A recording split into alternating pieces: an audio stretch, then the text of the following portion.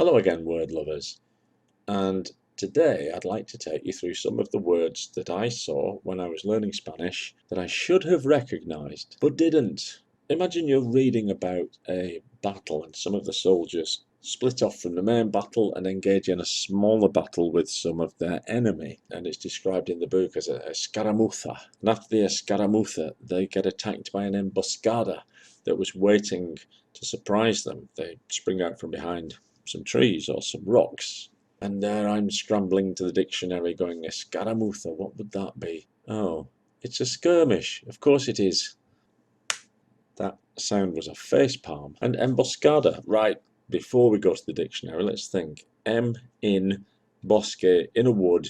They hid in the wood and they attacked us. It was an ambush, of course it was. Similarly, if I'm reading about sailors on a ship coming down with a disease because they don't have any lemons and they'll come down with some disease called escorbuto. Hopefully I don't need the dictionary because, as we've seen, escaramuza, esca becomes sk, so we've got skirt something. The BV mutation occurs quite frequently in Spanish, so it's scurvuta. It's going to be scurvy, isn't it? Of course it is.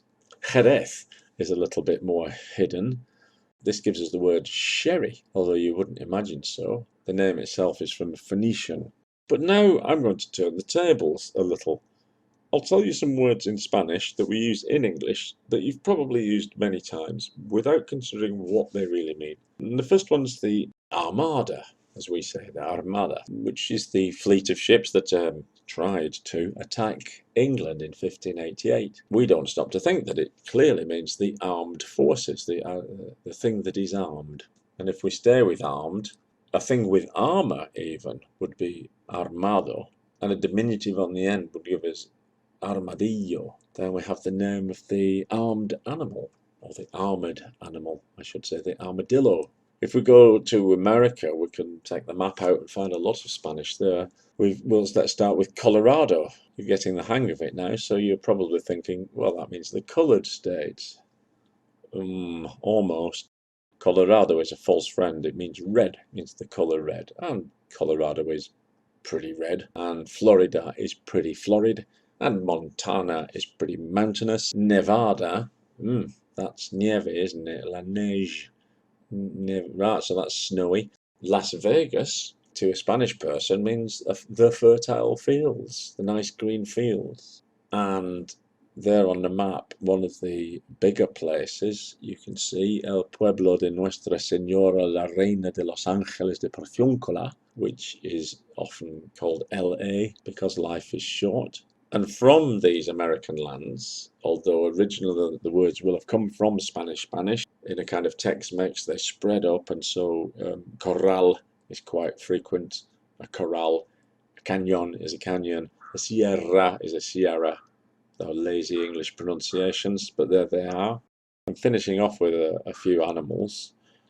Cockroach is from the Spanish cucaracha, cuca meaning a caterpillar, though again a very murky etymology here, connected apparently with an old Greek word which went into Latin meaning coccyx. The Greek word meant could mean cuca, could mean the call of a cuckoo. A mosquito, meaning a small fly. Well, you can deduce now that in that case the word for fly in Spanish is mosca. And finally, another face palm for me. Even while researching this, I failed to notice that alligator comes from the Spanish meaning the lizard, el lagarto, the lizard. So there are some examples of hidden etymologies between Spanish and English, and I'll finish with one cautionary word. I was looking at the word aficionado, as we say in English, aficionado. I'm an aficionado of opera, for example. The Spanish word is aficionado and does have that meaning and flavour of I'm very keen on. But if you left it alone, if you said somebody was an aficionado, that means they like what they call tauromaquia, bullfighting. And I didn't see that reflected in any of the dictionaries. Of course, the tauromaquia would open up a whole new area of etymology, probably some of which you already know, the toreador, the picador, the matador, and all that sort of thing, but it's not an area of life I'm attracted to, and I don't think it'll be around for very much longer. Well, if you like this kind of stuff, maybe you like quizzes. Here are some sample questions from the online quiz that I do once a month. So if you like having odd questions fired at you in teams, you might like this.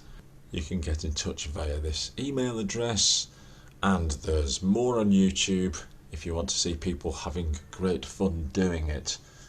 Oh, and while you're here, fans of humorous historical literature set in Roman times, why not buy my book? It's about a Roman stand-up called Skip Delirio and what may or may not have happened to him. The publisher is Austin Macaulay, and it's available on, what's that thing now? The internet.